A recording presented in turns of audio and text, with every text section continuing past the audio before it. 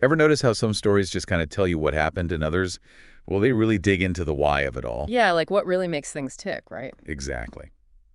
And today, we're diving deep into a big why. How does a man, Bruce Wayne, to be specific, become Batman? I mean, how do you go from regular guy to, bat-themed vigilante? Right. And to help figure this out, we've got a whole bunch of sources all focused on the 2005 movie Batman Begins, the one that really went all in on that origin story. Oh, yeah, that one. It's a classic. It is. And along with the usual stuff like the cast, the crew, all those details, we've got a goldmine here. A ton of user reviews from IMDb. Wow, so like, what, thousands of people chiming in with their thoughts? Thousands. So Yeah. we get this amazing insight into how people reacted to this take on Batman's beginning. Sounds like a rich tapestry of opinions. That's got to be fascinating to unpack. It really is. So in this deep dive, especially for you who want to get the gist without getting lost in all the back and forth, we're breaking down how Batman Begins actually shows this transformation. Okay, so the nuts and bolts of how they do it, the good, the bad, and the ugly. Yeah. What connected with viewers about this specific version of Batman's start? And what does all that tell us about why this character still has such a hold on us?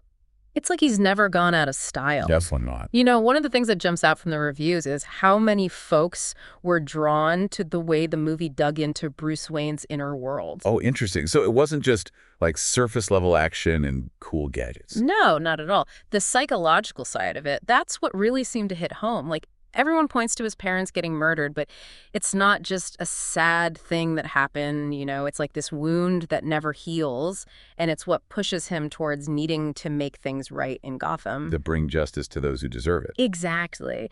And one reviewer actually quotes a line from his dad in the film. It's, "Why do we fall, Bruce? So we can learn to pick ourselves up." I remember that line.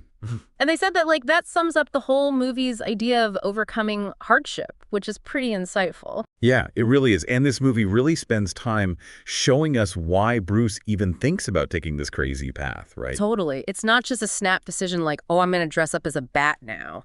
We see his guilt, the anger, the searching, and then it's like a light bulb goes off. It's like he figures out how to use his fear, the thing that messed him up as a kid. And turn it into a weapon. Yes.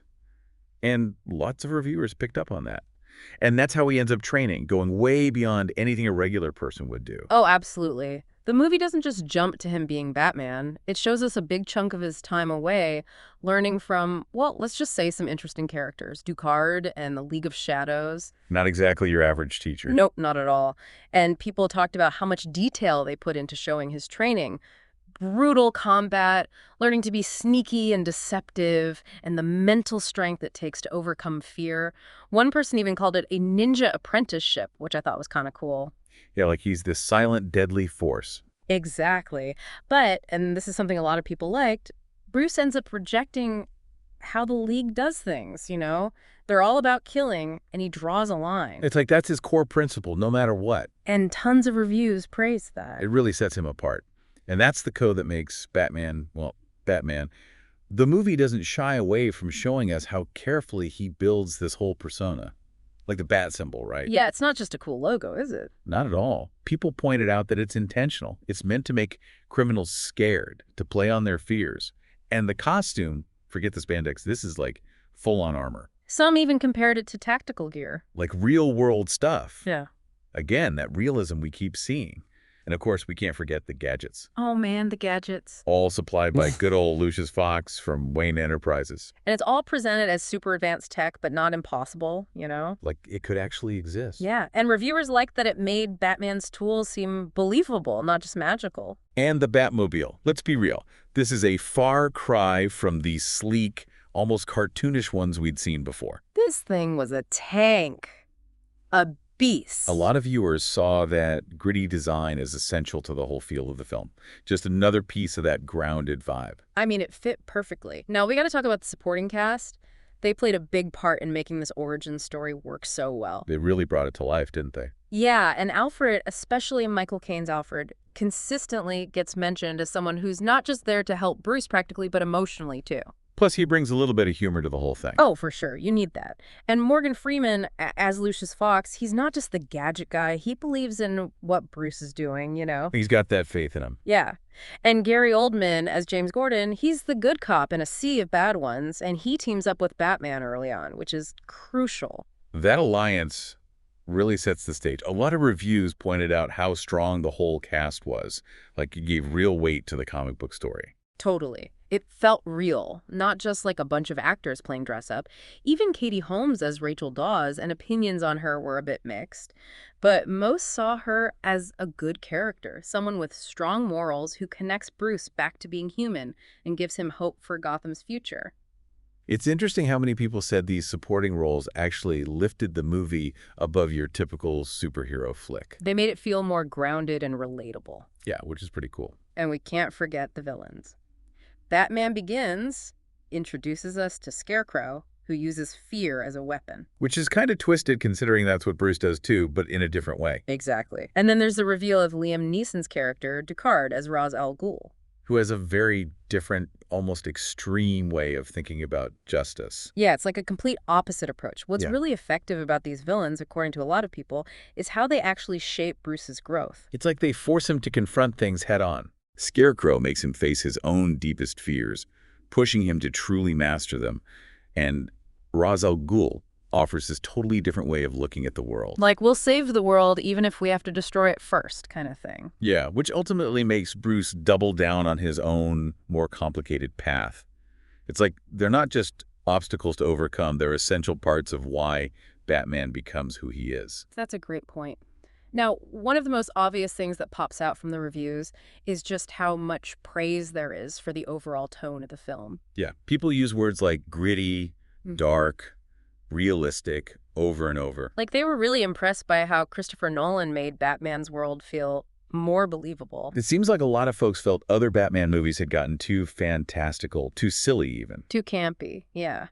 And they saw Batman Begins as course correction, getting back to a more serious, nuanced A Batman. more grown-up version. Absolutely. But while most loved that realism, there were a few who found the action scenes hard to follow. Yeah, with the close-ups and the fast editing, some people felt it was a bit jumbled. And then there's Christian Bale. His performance as Batman gets singled out all the time. Everyone loves him, right? Pretty much. People really felt he captured both the inner turmoil of Bruce Wayne and that imposing Batman presence. Like he nailed both sides of the character. Totally. A lot of folks felt he brought a depth and intensity to the role that hadn't been seen before. So he made that whole playboy by day, vigilante by night thing actually believable. Exactly. People really felt he embodied that inner struggle and determination that drives Bruce Wayne.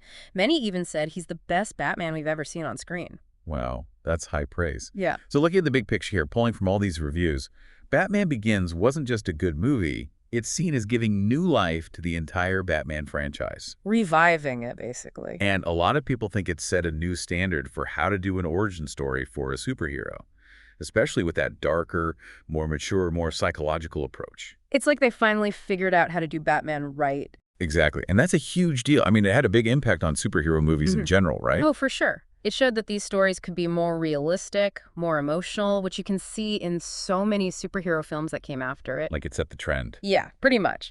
But it's important to remember, while most of the reviews are overwhelmingly positive, there were a few who thought the first part, with all the training, was a bit slow. Yeah, you can't please everyone. Right. And a tiny number just didn't like it at all, thought it was overrated. But the main thing everyone agrees on, What's that? Batman Begins, really hit home because it went all in on explaining why Batman is who he is. We saw the psychological scars, the tough training, the carefully crafted image and gadgets, and the people who help him along the way, all in this more grounded, believable world. All the pieces fit together. And if we step back and think about how we understand heroes, it leads to a really interesting question. Since Batman Begins goes so deep into Bruce Wayne's reasons for becoming Batman and all the details of his training, does knowing all that change how we see his actions as Batman? Like, does it make us judge him differently? Maybe. And does knowing his whole backstory make us connect with him more? Or can a hero just be a hero without us needing to know every step of how they got there? That's a good question. It is. It's something to think about long after this deep dive is over. For sure. It makes you wonder about all the heroes we know and how much their pasts shape who they are. And how much we need to know to really understand them. Exactly. Thanks for joining us on this deep dive into Batman's beginnings. Anytime. It's always fun to explore the origins of a legend. Until next time, keep questioning, keep exploring, and keep diving deep.